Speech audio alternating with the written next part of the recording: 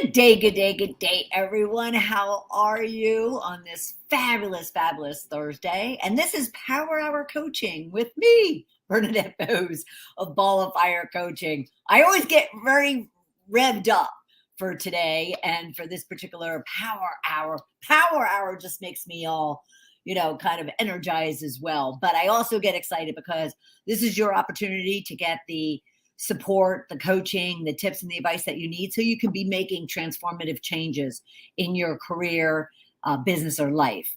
And so each and every Thursday at 1 p.m. Eastern time, I give you an opportunity to reach out, pose your question, state the challenge that you're having.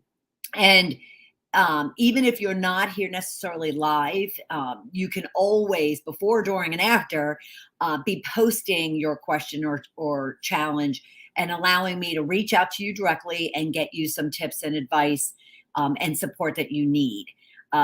So before, during, or after, I want to remind you. So during, while we're live, you also have an opportunity by just simply leaving a comment where you see the streaming in order to join me live right here in the studio. So should you choose to do that, just leave a comment that you wanted to join me, and I will shoot you back on that comment a link to where you can join me right here in the studio, and we can kind of have a one-on-one conversation about it. And keep in mind too, the question that you have or the situation you're dealing with, like the ones we're going to talk about today, they're probably very much the same that others are dealing with. So you stepping in and asking your question and asking for that help and support will also help others as well. And it helps you realize that you're not alone, that other people are dealing with the same kind of challenges that you are. All right. So again, this is your Power Hour Coaching.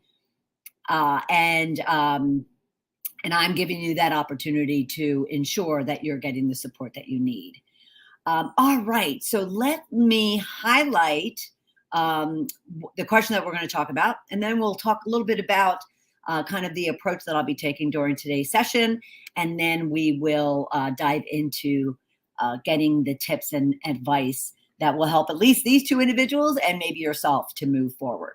So the two questions that we have thus far, but keep in mind you can continue to comment and leave me those. The first one's from George. This actually came in yesterday. How do I gain influence with my team? Now that's a loaded question, George. I did reach out to him already. That's a loaded question, but at the same time, there's definitely some things in that that we want to talk about and we want to share with everyone because many of us, if not all of us, are looking to be able to influence others in a very positive, productive way in our lives. So that's an awesome, awesome question. And then the other one we're going to address is, and this has more confidentiality around it, so I'm presenting it kind of very generically, but it has to do with how do I recoup from an unprofessional communication that I sent? So they felt when they reached out that something that they had sent out wasn't the most professionally stated, formulated piece of communication. And so they wanted to get some guidance on it.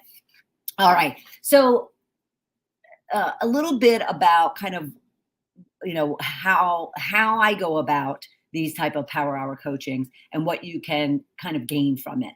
So I really believe coaching is an opportunity to guide you or anyone with a whole slew of questions based on whatever it is that you're presenting verbally, in writing, and then really kind of drilling into it and getting underneath the cover, so to speak, to really understand the real issue, as opposed to oftentimes as a coach, someone will share a situation with me, but they're really not sharing the emotional side of it, kind of the driving side of it, kind of what impact it's having on them, not just academically or technically, but more so on them personally, spiritually, emotionally, mentally, so forth and so on. So as a coach, I really believe it's my job to ask a lot of questions, read into what it is that someone is saying and or writing, and really getting at the heart of the situation so they understand it better.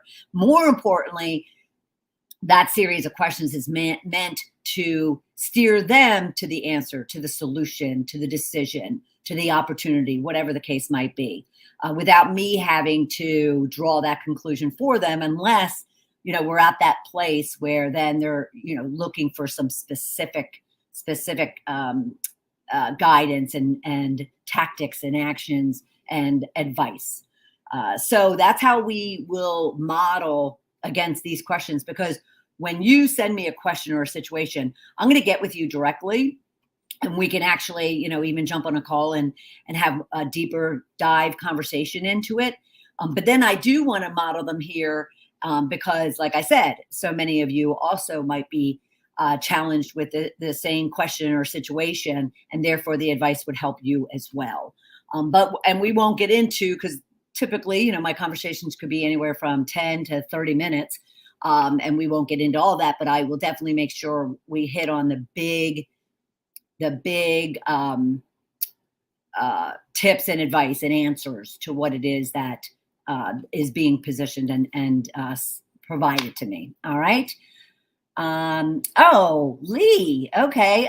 We have someone coming in right now asking a question. So I'm actually going to jump to that one since they may not be able to stick around for a long time. Hi, Lee. How are you? All right. So Bernadette, I'm looking to launch a transformational training program. Where and how would you recommend I start promoting it? Okay. So Lee, if you are online, let me know. Is it already packaged? Do you already have it packaged? Do you know your target client? If you can, in as few words as possible, if you can give me an idea of that, that would be awesome. Now, keep in mind too, Lee, if you want to come into studio with me, I'll post the link, and you can join me if you care to. So let me know that too, if you'd like to do that and get the feedback to you directly. You could just say, yes, send me link. Or you could just scribble something out. I'll start answering it as you might be responding to me. Okay. Partiality. Okay. Does that mean that you're partially ready to launch, or that it's all good and ready to go? Because this is what I'm looking for. Your overall plan and strategy for your transformational training program should answer the question you're asking. Okay. So the questions I would ask is, all right, so it's a transformational training program. Who is it for?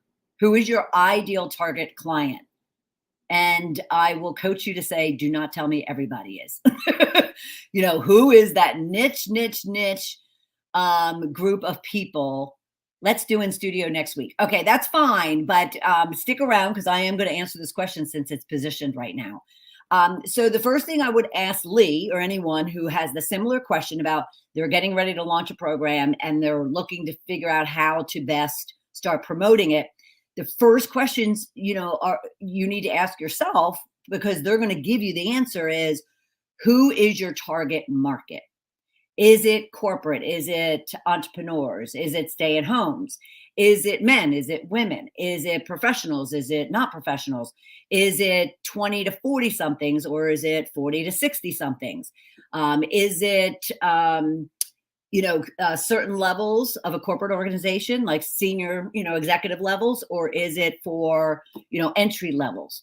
So be very specific and niched in regards to who is the target market who's going to need this transformation training program. Don't worry about who's going to buy it. If they need it, they're going to buy it. So, answer those questions, because that's going to then answer your question about where to start promoting it. So for instance, if it is corporate, well, that's like LinkedIn. That's kind of a gimme. It could be Instagram. It could be even Facebook, but trust me when I say, because I've been, working with entrepreneurs and corporate for a very long time, I find, okay, hold on. Let me finish this. I find that I certainly have corporate professionals on Facebook. I even have clients that are on Facebook. At the same time, we don't necessarily do business on Facebook for the work that I do, which is transformational training and coaching and whatnot. So his category is Christians who are disillusioned with the church. Okay, so my question would be, where do they hang out? Where are these individuals? Especially when it comes to the church. Now, I haven't done a lot of work with the church, but at the same time, as much as they are online in groups, they also have a very kind of on the ground, organic type of environment, meaning, they are in the church. They're going to Bible studies or programs that are in the facilities, and or online with those facilities. And therefore, that could be a great way for you to start promoting it. The other thing, when it comes to something like that, is you could be reaching out to the organizations, and I use that word loosely when it comes to a Christian, the Christian population, but you could reach out to them and kind of partner, like, ask them if they'd be willing to promote it and position it. Let's see, that's what I need to find out. Christians who are disillusioned. So that's what I need to find out. Yeah. So those would be a great, kind of the next set of questions. Your target market, Christians who are disillusioned by the church. Then, you ask yourself, okay, where are they? And you start looking. You get on Facebook, you get on Instagram, you get on TikTok, you get on LinkedIn, you get on, Christian organization sites. You look up Christian associations, and they don't kind of tune out the fact that you're going to look for these Christian-based places, because even though they're disillusioned, they still might be like hanging on because they're looking for maybe your transformational program. They're looking for that answer. They're looking for that support. They're looking for that reason to not be disillusioned. So, be sure to be looking there. But look for those online forums where they might be talking and chatting. Look for those experts. Look for other experts who are in that same space, who serve that same target market, which is disillusioned Christians, and look to see where they're spending their time. There is absolutely nothing wrong with that. I mean, I would tell you, Lee, that if I was in that space, disillusioned Christians, and therefore I had a website, my website told you what social platforms I'm on. It shares with you kind of what organizations or affiliations or associations I'm connected to. I would even suggest to you, go to my website and pull off all that information and start kind of, marketing to them, marketing to their audience, and spending time with that, those individuals, those experts, as well as those end customers, so to speak, those disillusioned Christians. Where and how, I want to make sure I answer your question. Where and how would you recommend I start promoting it? Definitely, I would suspect it's a transformational training program. So you could certainly start. Are you on LinkedIn? Well, yes, you are, because you're connecting me through LinkedIn. So definitely make sure it's on your LinkedIn profile. Definitely make sure that you're posting it, in your stream on LinkedIn. Definitely be using LinkedIn to find those Christian organizations and associations and affiliations that you can start reaching out to, and you send them a introductory, not a sales pitch, introductory DM that introduces yourself to them, doesn't sell anything, introduces yourself to them. And then you can follow up with them. You can ask them a question. What's the number one thing you're working with your congregation? Get into a dialogue with them, and then you could ask them, may I share with you information regarding a transformational training program I've put together? So be patient, take your time, but also be sure you are sitting down and laying it out. Now, I'm assuming when you said partiality, did that mean, if you're still on, did that mean that you're partially finished in producing the transformational training program? And I'll take just a second to see if he's there to answer that. Because if that's the case, then work in tandem. If you're not finished, then start also doing this research. Start putting together a list of the people and the places and the associations and online areas that you can start reaching out to and introducing yourself and providing them a presentation on what it is that you have to offer. Start doing it now as you're finishing developing the training program. Because what I would have told you had you come to me even earlier in your development of your training program is, the minute you start developing or having an idea for your training program, get out there and start doing the research. Start doing the marketing. So for instance, when I was writing my book back in 2010, I came up with the idea in mid-2009, and I knew it was going to take me a year or so to write it, plus get it published. I immediately had this idea because I love to speak. I had this immediate idea that I would start my radio show, Shedding the Bitch Radio. And so I started my show probably a year before I had the book out because I wanted to use it as a marketing platform. I'm not telling you you have to start a podcast. That's not my point. My point is you want to start your marketing and the research, very early on because you want to get people excited. Oh my gosh, it's coming. And it's okay that it's not done. It's okay that it's not done because you could be building up, excitement around this program. Excuse me. Thanks very much. The training will be free, and should it be of help, they can then donate to a nonprofit. Free or not free, it doesn't really matter how you're, kind of positioning it from whether it's fee-based or not. The amount of work, the amount of marketing and work to promote a free product is very, very close, if not exact, to what it takes to make money from that product and charge a fee for it. So the work still has to be put in there, even if it's free, especially nowadays, excuse me, especially nowadays, especially following the last couple of years, everything was free because, everyone was trying to help everybody through what they've been dealing with. And so it's almost gotten very diluted, the fact that there's programs out there are free. I'm not saying you shouldn't have yours for free. That's not what I'm saying.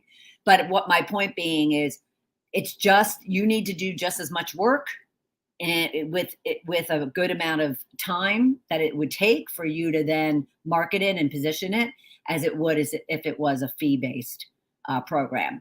So start now. And what I would do is you definitely know your target market. And based on your target market, okay, hold on a minute. He's got some great questions. And based on your target market, that will tell you, where and how to start promoting. Because disillusioned Christians, they're hanging out somewhere. So go do that. Once you find out where they're at, start kind of getting introduced into it, whether it's a person, a forum, an association, or organization, and then start getting them really excited about what your transformational training program is all about. Okay, so reach out to me. Yes, definitely next week. Feel free to reach out to me if you have any further questions that you need addressed on that topic of your transformational training program. So then Lee's coming along and he's asking how to start a radio program and a live show like yours. All right, so we'll split this in two because radio podcast type of program. That's not what this is. So you're also asking about how do I start this live show like what I'm doing right now? Is that your question?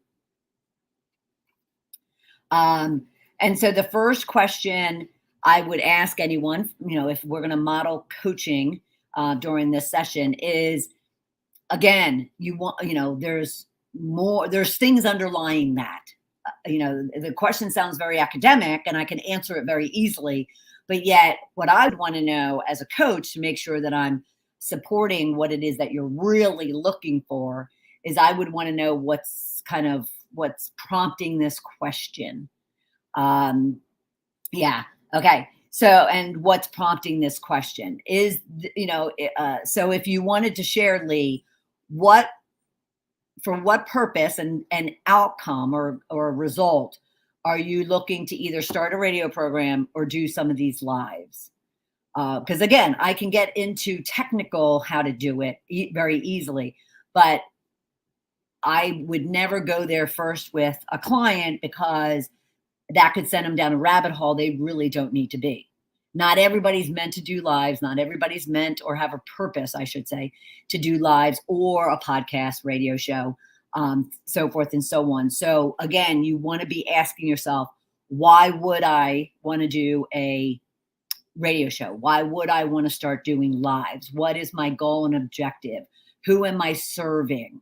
What is the value or the transformation that I want them to achieve as as a result of this program I'm going to put forth? And once you have all that understood and you're still convinced and you still are like, yes, this is going to allow me to achieve my goals of A, B, and C.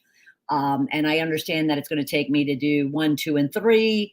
Then you can get into asking someone kind of the technical, what I'll call the technical questions, like, how do you start a radio program? How do you, start a live show like mine? Because I can answer that latter one by all you have to do is go on to LinkedIn, go on to Facebook, go on to Instagram and hit live and you have a show.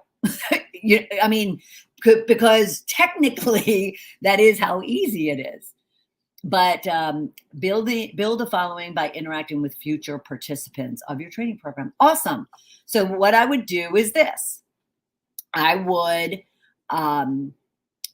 lay down on a piece of paper, which you already may have because you already have your transformation training program kind of in the works. All right. So again, those disillusioned Christian individuals is who you'd be targeting then. Again, where do they hang out? What do they do? Are they on LinkedIn? Are they on Facebook? Are they on TikTok? Are they on somebody else's, type of portal? Do they have a functionality to where I could provide live training programs? And if so, then you take your content of your training program and you take it out by outline or by index or however, table of content, and you just make talking points for a live discussion that might run 10 minutes, could run 20 minutes, could run 30 minutes, could be like what I'm doing, and you just come up and then you define a day of the week and a time that you're going to show up consistently based on whatever schedule that is. And then you just go and deliver it, but you have to be sure that you're committed to doing it each and every, whatever that frequency is. So I commit to doing every Thursday at 1:00. If I can't be here and that happens regularly, well, then no one's going to trust that I'm going to be there the next week. So they're not going to show up. And quite honestly, I've been doing this now for 4 or 5 weeks. And only in last week and this week am I, finally getting like a Lee to join in, because again, it takes time and people don't necessarily will buy in right away. They want to know that you're going to show up, you're going to be consistent, you're going to be bringing value, you're going to help them with their problem, not being a mouthpiece for yourself. And therefore, you just need to be also patient with it. But you have the content. And it's just a matter of finding where those followers are, where those potential participants and students are for the future, and then going and hitting that live button and creating a theme for what it is that you are doing. Mine is Power Hour Coaching. It used to be a couple months ago. It was Powerhouse Maverick Training, and I used to only do it for my private group on Facebook. And it was very entrepreneurial. And it was focused on as much leadership, but also on business strategies and tactics and whatnot. And I found that I was shifting into more of a leadership target market and really wanting to target and have the discussions around what gets in the way of someone being a powerhouse leader, that I decided that I would kind of shift and pivot to providing the coaching so I can also model the coaching and talk about topics that I ask for around leadership. So you just need to kind of put that plan together, just like for your training program. Put a plan together. What would a show be about? What is the target market? What is the outcome I'm looking for them? What will my frequency be? Where am I going to do it? What are the topics I could talk about? I have an idea book, and I just kind of continue adding and adding and adding to it. So I can have, 52 topics a year for this, for my radio show, so forth and so on. And the radio show is a little bit more involved when it comes to starting a radio show, but you can take everything I just discussed around doing a live program and apply it to starting a radio program or a podcast. But then you're also getting into more technical. It's not as easy as hitting a live button when you want to do a podcast. So that I would, if you are partially done your training program, and this goes to anybody, but if you're partially done your training program, you haven't launched it, you haven't started marketing it yet, I would say stay away from the podcast. Certainly do, a live where you could be even for 5 minutes, 10 minutes, putting, a conversation out there that, that can creates some momentum. And I have to admit, spending a lot of time on Instagram lately, even from a live perspective, that's a great place for disillusioned Christians. I'm not disillusioned Christian. I'm Christian. But it's a great place for disillusioned Christians. I'll just throw that out there for you, Lee. Okay. All right. I hope that helped you with both of those questions. And I appreciate you jumping in and sitting in. And let me get to George's and Dee's questions before we wrap up. Okay. But Lee, if you have anything else, go ahead right now. Boop, pop it in there. And I can spend a couple of more minutes on it before we move on. And I'll keep an eye out for any kind of response you might have if you haven't dropped yet. Okay, so I'm going to move. I will need to interact with people as you are with me. Well, and, like I said, do not be surprised or disillusioned. Talk about disillusion, but don't be discouraged, surprised, or disillusioned if you start doing them and people don't show up and interact. Okay. So don't be disillusioned by that. Just do it consistently because eventually they will come.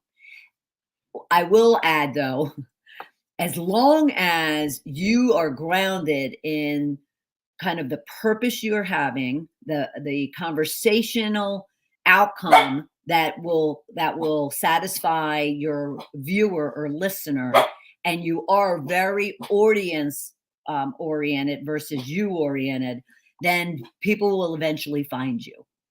And I can only speak for my circle, but there's a good many people that are always seeking for some spiritual guidance, some transformational spiritual guidance. So get your plan together and, and then just be patient and don't get discouraged by, whether or not people are showing up initially. Okay. So if you believe in what it is that you're doing, you'll talk to an empty audience because eventually your message will seep through. Okay. All righty. Okay. So once again, thank you very much, Lee. And just reach out to me, DM me on LinkedIn, because that's where I get majority of the questions and the interactions from is on LinkedIn, even more so than my Shift to Riches Today page on Facebook. But also, before you might drop off, but stick around. I got some great questions coming up. You can also anybody can schedule some complimentary time with me, 30 minutes. And all we're going to do is talk about whatever it is that you want to talk about. It's not a sales pitch. It's not anything more than, okay, so what's that question or situation that you're dealing with that you need some advice on? So Also, feel free to make a note of that and feel free to schedule some time with me. Don't be surprised if the calendar's not open until the first week of July, because I have a couple of big deliverables next week. But just you'll see some availability out there. Okay, and of course, link in with me, Lee. And you can also subscribe to our show on YouTube. Okay. Just Google my name and you'll find me. And then you can also, like I said, follow me on Facebook. Okay, then. Thanks again for you're very welcome. Anytime. You're very, very, very welcome. I so appreciate you being here. Sincerely. Okay, then. George. George. All right. How do I gain influence with my team? Now, I had mentioned I already spoke to George in great detail. And, there's a lot we could talk about when it comes to influence. But as a means of also modeling coaching, we're going to talk through that as well. So I first wanted to look at what, kind of get under the covers. What does influence mean to him? I would ask anyone of that. If you were to pose a question like this to me, how can I gain influence? Well, what does influence mean to you? Help me understand what it means to you. So I'm sure that kind of we're on the same page when it comes to understanding, because you'd be surprised how often there's a lot of disconnect into how one perceives something and someone else has a whole different idea of it. So what, is influence to you, and what does it look like? I also asked him, what would it look like if your team actually kind of, followed your lead? You were able to influence them. Now, going back to the fact that people could have different definitions for many things. There was a time where, and it currently exists, but there was a time where influence to me would have been power, would have been command, would have been demand, would have been authority, would have been kind of all the very old school idea of what it means to be a leader. And yet none of it is true leadership. So that's another reason why you really want to have a full understanding. And then I asked, what does it look like? What does it look like when your team is, you're able to be successful in influencing your team? And, he went on to describe that it would mean that they didn't question him, but they trusted him. They came to him, meaning for support, for help, for guidance, for advice. I happened to ask him, about mentoring and coaching. Do you see your role as a mentor and a coach? Sadly, a good many managers out there do not. They don't, they don't even really think about it, let alone consider it for themselves. And yet, that's a huge, huge part of being able to influence someone. And we're going to get to kind of exactly what they could be doing. But I really wanted to understand what will it, look like to you when you're able to effectively influence your team. But that wasn't even as important to me as the way he posed the question: how do I gain influence with my team? Immediately provokes the question: why do you think you don't? Like what is happening? What is the response? What is going on to where you think that they, you have no influence on them? And that this gets down into really the emotional level with individuals, because now all of a sudden they're going to have to acknowledge maybe a deficiency, a gap, inadequacy, because if something's not happening, then something's missing, right? So, I had to ask him, so why do you think you don't have influence? Like, what's provoking that feeling? Apart from one's own kind of insecurity or feeling of imposter syndrome. Maybe, I don't belong here, and therefore I am perceiving that I have no influence. And it could be totally false. It could be totally off base. He went on to say that, well, I'm accused of wearing my emotions on my sleeve. I'm like, okay, so what exactly does that mean? What does it look like? And what impact does it have to the people around you? And trust me when I say this triggered me, because my responses would have been very similar to what his responses were. And that was, well, I get very loud. I get very emotional, which is like stress, which could be agitation, sometimes anger. And then he went on to say, I'm perceived, which is reality for others. Perception is reality. And it was noted actually in some feedback that he received that he could be over demanding and controlling. So we can all imagine what those two things mean. Pretty self-explanatory. But I did dive into controlling because I just love to understand kind of people's own perception, self-perception of them being controlling.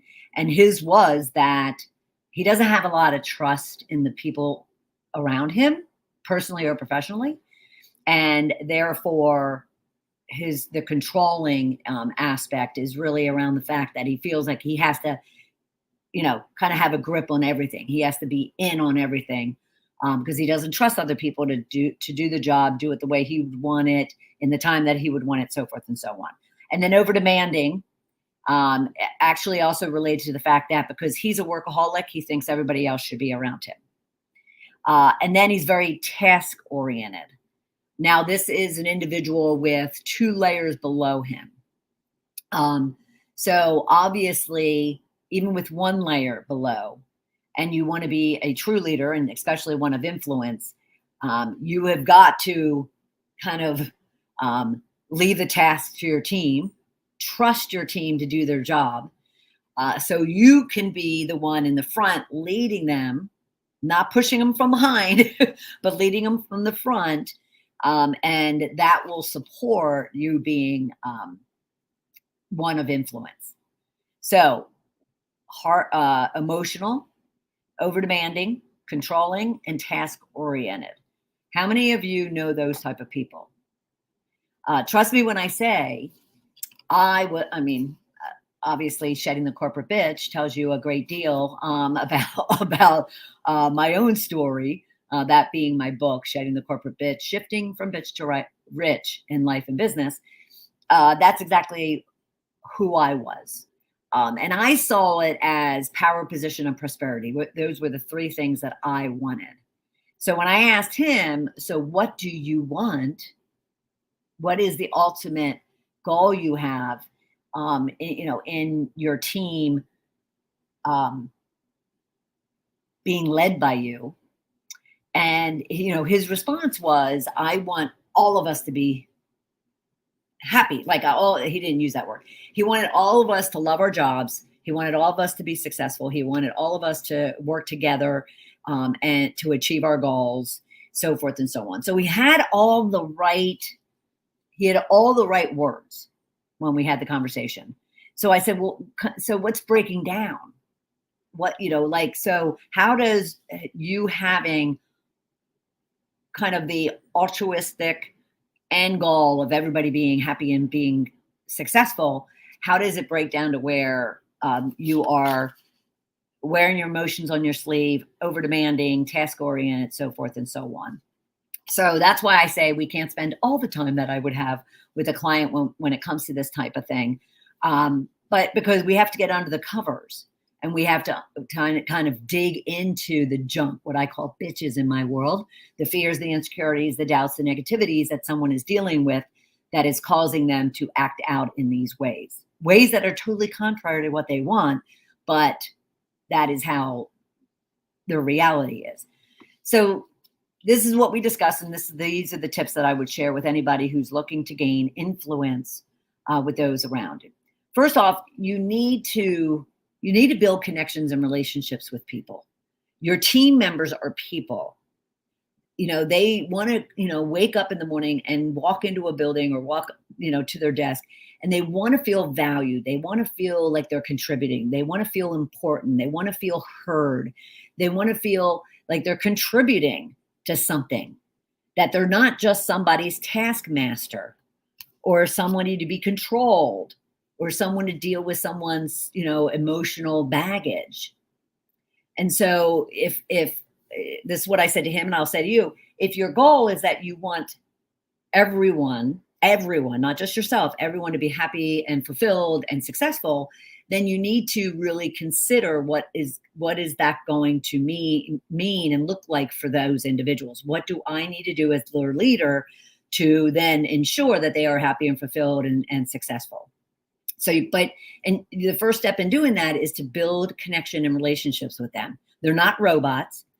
Learn about them, get to know them, understand what makes them tick, understand what, drives them crazy, but also what motivates them. But treat them as people and as you would want to be treated, and you would want to be supported. And that will be your first step toward that influence, because through that, you're also going to start gaining their trust. You're going to start trusting them, and they're going to start trusting you. It's going to take a lot more than just that to gain trust, because that's like the ultimate connecting element of what I'll call success, professionally or personally, is having that trust, with others. Then, what I would suggest that anyone do is then, like I said, they want to be heard. They want to contribute. They want to, be engaged. So you might think that because you're on the hierarchy, you're at the top of the hierarchy, that they, are just there to serve you. But that's kind of an old school mentality.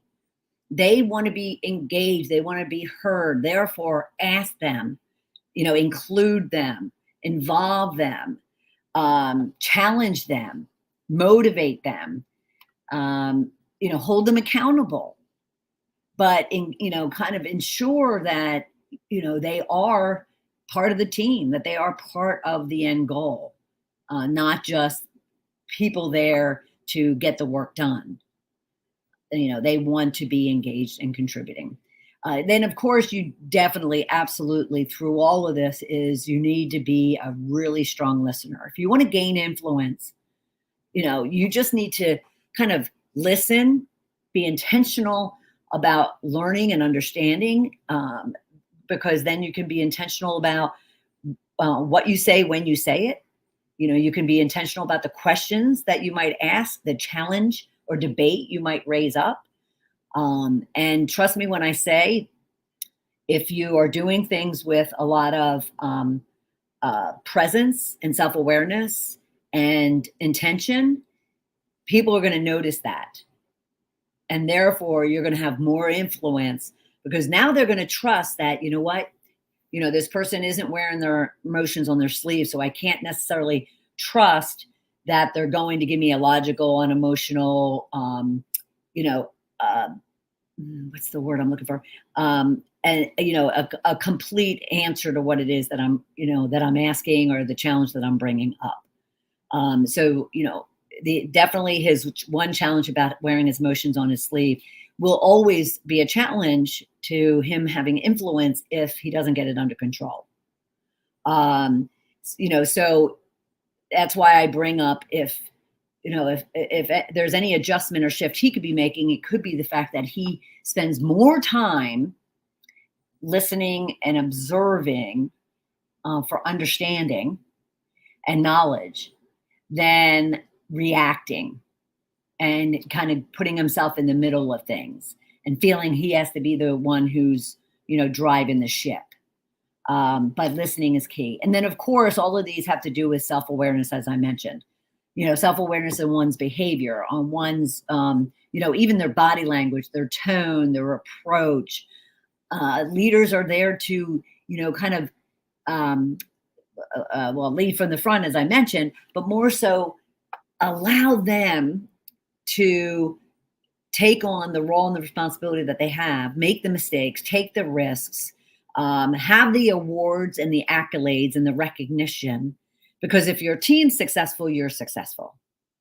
So if you can, kind of remove your own, and this is what I mentioned to George, remove your own agenda, your own ultimate goal, your own, greed and ego, and really just kind of put all of it onto your people, then they'll see that you're there for them, that you're going to show up, that you're there consistently, that you follow through on what you say, follow through on what you commit to, you stand up for them, you have their back. All of those things create true connections and true relationships based on trust and faith and stability and certainty, and therefore influence.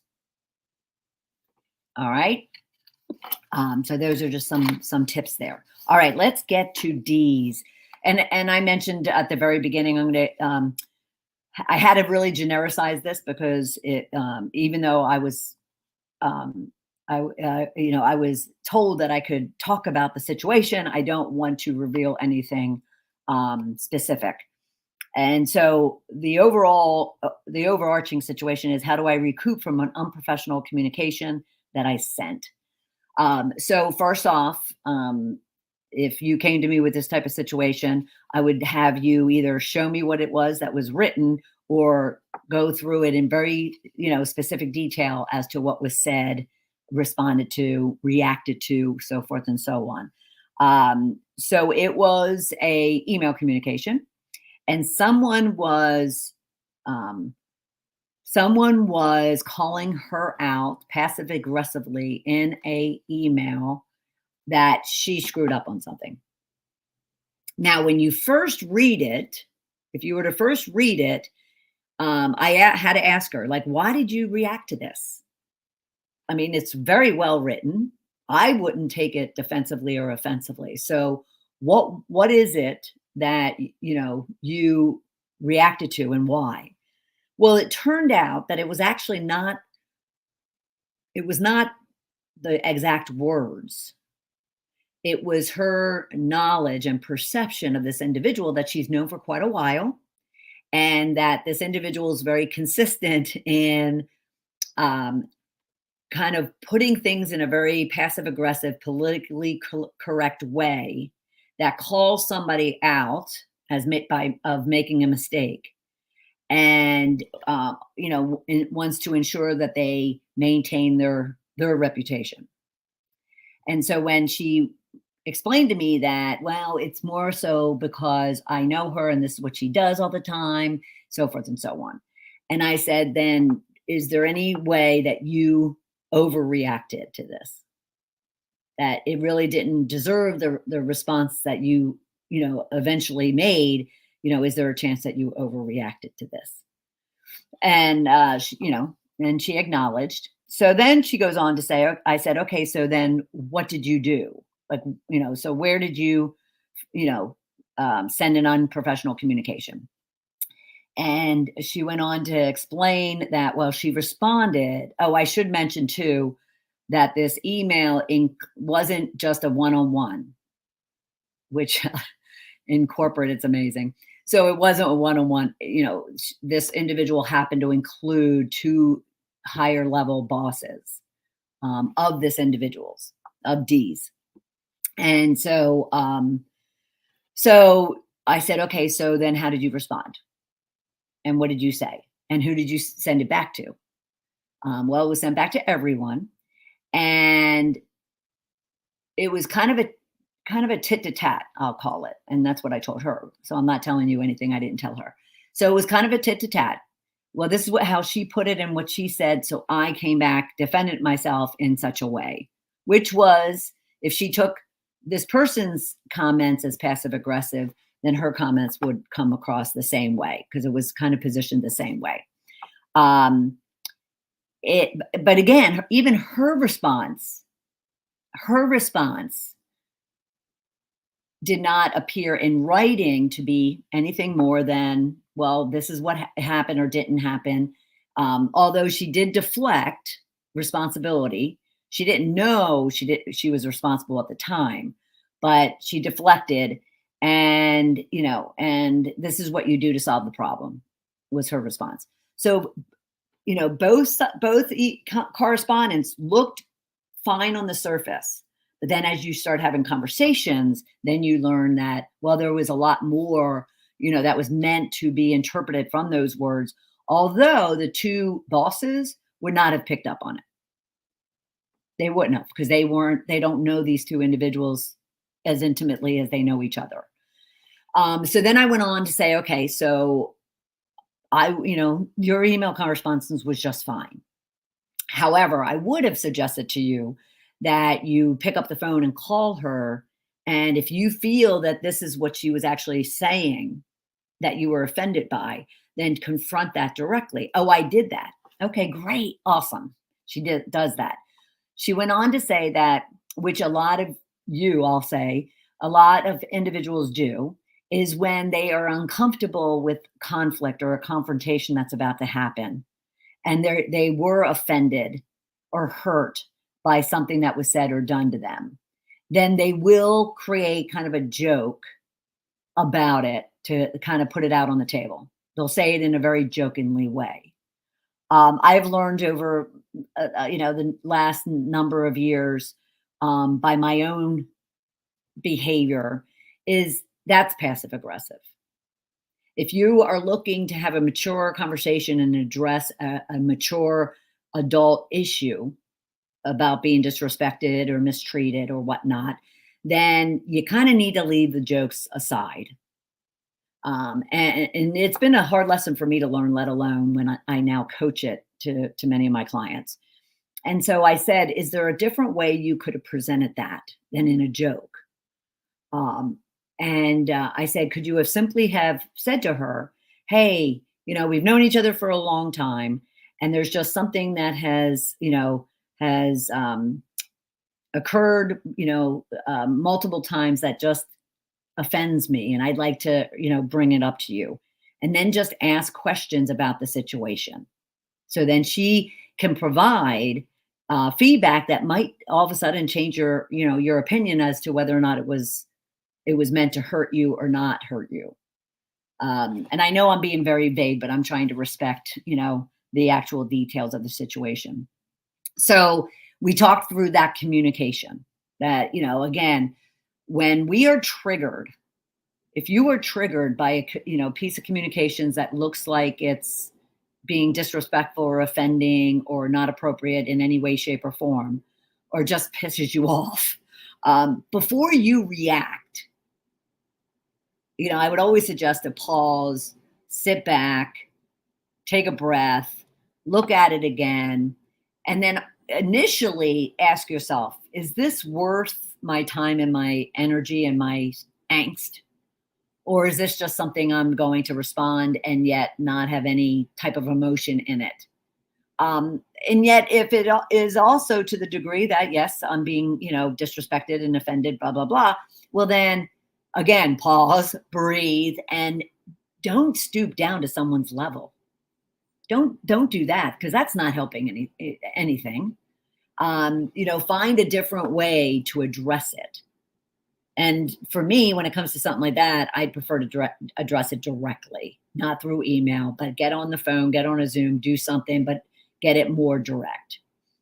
So we would talk through that. So then I said, okay, so then what happened? You sent the response back. I don't believe the two bosses would have read into it the way you're reading into it, and you think the other person's going to read into it. So then what happened? Well, my boss sent it back to me, and she was annoyed. I'm like, what exactly did she say that you think she was annoyed? So she read it to me. It turns out that in the response, D is provided evidence that she dropped the ball, that she is responsible, that she did have an oversight and overlook something. And yet she didn't acknowledge it to me until I called it out on her. And I said, well, wait a minute, wait. She's saying that you did have the information, that there was things that you could have been doing for this issue not to have, grew, and it could have been solved much sooner and faster and easier. Do you see that? And all of a sudden she acknowledged that she did. And I said, okay, so let's make sure, because there, she's actually, if she's annoyed at anything, she's probably annoyed that this thing came across her desk anyway. But if she is, it's just probably because the fact that, yes, this thing could have been, taken care of weeks ago, and this would have never crossed my desk, and I wouldn't have had to be interrupted. So don't read into the fact that she's calling you out on something that you did have an oversight on. Can you see that? And she, acknowledged yes. So I said, all right, so then you just need to take accountability for it. And you just acknowledge that, yes, and you'll find the solution and make sure that it's taken care of going forward. So the whole purpose of me bringing this up is it's a great example of how perception is reality. So what someone says or does or writes can be, filtered and interpreted through your own perceptions, which are your reality. And the same for the other, the other parties involved. So be sure that, one, you're not stooping down to anybody's level. If it is, behavior that isn't appropriate or isn't professional, don't stoop down to someone else's level. Don't read into things. If you have an issue with someone, be the, mature professional adult that you are, and effectively address it by asking questions to learn, from this individual, what their motivations are, what their behavior is about it, what their thoughts are about it, because again, their perception is reality. So conflict and confrontation does not have to be ugly, and it doesn't have to be hard. If you formulate the approach and the conversation as the fact that you want to ask, listen, and learn, and then come to a compromise, come to a solution, an answer, whatever the case might be. All right. And lastly, be accountable. If you, all of a sudden are being called out on something, we all make mistakes. I don't care what level of experience, what level of an organization, what age you are. We all make mistakes until the day we die. We're making a mistake at doing something.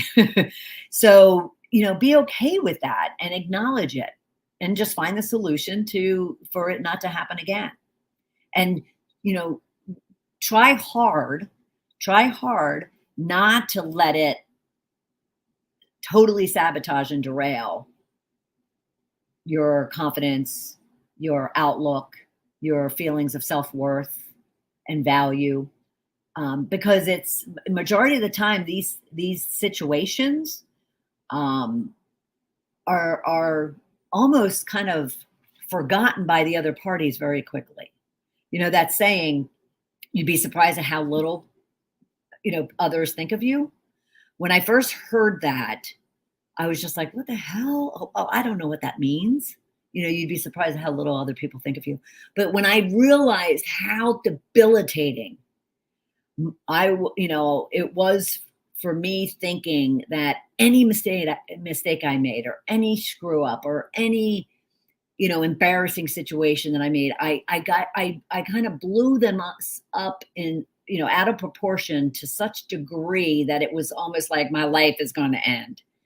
And yet it was minuscule. But I spent and wasted, actually, so much time and energy and positivity and motivation and inspiration, that it got to the point where it was just absolutely debilitating.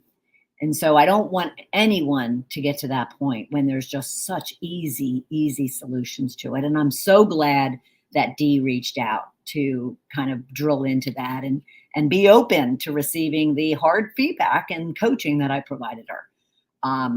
Because I can tell you right now, she won't respond and react again like that.